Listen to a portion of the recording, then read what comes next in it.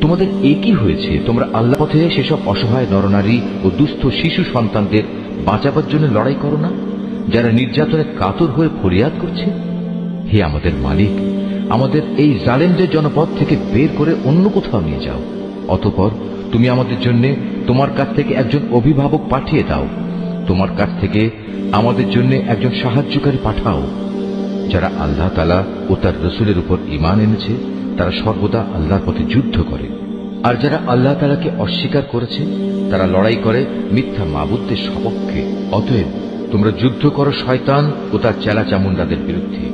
তোমরা সাহস হারিও না, কারণ শয়তানের ষড়যন্ত্র খুবই দুর্বল।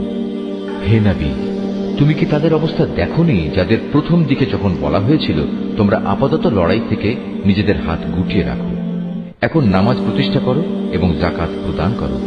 তখন তারা জিহাদের জন্য অস্থির হয়ে পড়েছিল, অথচ যখন পরবর্তী সময়ে তাদের উপর সত্যি সত্যের লড়াইয়ের হুকুম নাজিল করা হলো তখন এদের একদল লোক তো প্রতিপক্ষের মানুষদের এমন ভাবে ভয় করতে শুরু করলো যেমনি ভয় শুধু আল্লাহ তাআলাকেই করা উচিত, ক্ষেত্র বিশেষে তার চাইতেও বেশি। তারা আরো বলতে শুরু করলো, হে আমাদের মালিক, তুমি আমাদের উপর যুদ্ধের এ হুকুম এত তাড়াতাড়ি জারি করতে গেলে কেন? কত ভালো হতো যদি তুমি আমাদের সামান্য কিছুটা অবকাশ দিতে।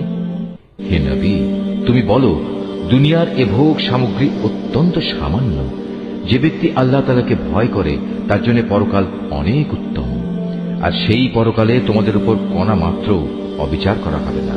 তোমরা যেখানেই থাকো না কেন মৃত্যু এসে তোমাদের নাগাল পাবেই। এমনকি তোমরা যদি কোনো মজবুত দুর্গেও থাকো সেখানেও মৃত্যু এসে হাজির হবে। এদের অবস্থা হচ্ছে, যখন কোনো কল্যাণ তাদের স্পর্শ করে তখন তারা বলে, হ্যাঁ, এ তো আল্লাহর পক্ষ থেকেই এসেছে। অপরদিকে যখন তাদের কোনো ক্ষতি ও অকল্যাণ স্পর্শ করে তখন তারা বলে, এসব তো এসেছে তোমার কাছ থেকে। তুমি তাদের বলে দাও, কল্যাণ অকল্যাণ সব কিছুই তো আসে আল্লাহর পক্ষ থেকে। এই জাতির হয়েছে কি? এরা মনে হয় কথাটি বুঝতেই চায় না। যে কল্যাণই তুমি লাভ করো না কেন মনে রেখো তা আল্লাহর পক্ষ থেকেই আসে, আর যেটুকু অকল্যাণ তোমার উপর আসে তা আসে তোমার নিজের কর্মদোষের কারণে। আমি তোমাকে মানুষদের জন্য রসুল বানিয়ে পাঠিয়েছি, আর সাক্ষী হিসেবে তো আল্লাহ তাআলাই যথেষ্ট। যে ব্যক্তি রসুলের আনুগত্য করে সে যেন আল্লাহরই আনুগত্য করে, আর যে ব্যক্তি তার আনুগত্য থেকে মুখ ফিরিয়ে নেয় তাদের উপর মনে রেখো আমি তোমাকে প্রহরী বানিয়ে পাঠাইনি। তারা মুখে মুখে বলে, আমরা তোমার আনুগত্য স্বীকার করি, কিন্তু তারা যখন তোমার কাছ থেকে দূরে সরে যায় তখন তাদের একদল লোক রাতের অন্ধকার সময়ে একত্রিত হয়ে ঠিক তুমি যা বলো তার বিরুদ্ধেই সলা পরামর্শ করে বেড়ায়। তারা রাতের বেলায় যা কিছু করে আল্লাহ তাআলা সেসব কর্মকাণ্ডগুলো ঠিক মতোই লিখে রাখছেন। অতএব তুমি এদের উপেক্ষা করে চলো এবং সর্ববিষয়ে শুধু আল্লাহ তাআলার উপরে ভরসা রাখো। অভিভাবক হিসেবে তো আল্লাহ তাআলাই যথেষ্ট। এরা কি কোরআন ও তার সূত্র নিয়ে চিন্তা গবেষণা করে না? এই গ্রন্থটা যদি আল্লাহ তাআলা ছাড়া অন্য কারো কাছ থেকে আসতো তাহলে তাতে অবশ্যই তারা অনেক গরমিল দেখতে পেত। এদের কাছে যখনই নিরাপত্তা কিংবা ভয়ের কোনো খবর আসে তখন সত্য মিথ্যা না জেনেই এরা তা প্রচার করে বেড়ায়। অথচ তারা যদি এ জাতীয় খবর আল্লাহর রসুল এবং তাদের দায়িত্বপ্রাপ্ত ব্যক্তিকে জানিয়ে দিত তাহলে এমন সব লোকেরা তা জানতে পারত যারা তাদের মধ্যে থেকে সেই খবরের যথার্থতা যাচাই করতে পারত।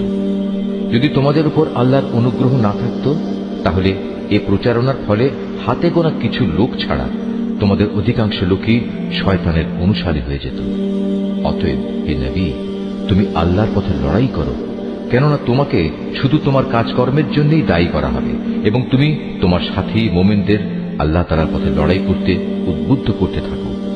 আল্লাহ তাআলা হয়তো অচিরেই এই কাফেরদের শক্তি চূর্ণ বিচূর্ণ করে দেবেন, কারণ আল্লাহ তাআলা শক্তিতে প্রবলতর, আবার শাস্তি দানেও তিনি কঠোরতর। যদি তার জন্য কোনো ব্যক্তি কোনো ভালো কাজে সুপারিশ করে তাহলে তাতে অবশ্যই তার অংশ থাকবে, আবার যে ব্যক্তি কোনো অন্যায় কাজের ব্যাপারে সুপারিশ করবে তাহলে তার সৃষ্ট অকল্যাণেও তার সমপরিমাণ অংশ থাকবে। আল্লাহ তাআলাই তোমাদের সব ধরনের কাজের একক নিয়ন্ত্রণকারী। যখন তোমাদের সালাম দ্বারা অভিবাদন জানানো হয় তখন তোমরা তার চাইতেও উত্তম পন্থায় তার জবাব দাও। উত্তম ভাবে না হলেও কমপক্ষে যতটুকু সে দিয়েছে ততটুকুই ফেরত দাও। অবশ্যই আল্লাহ তাআলা সব কিছুর পুঙ্খানুপুঙ্খ হিসাব রাখেন।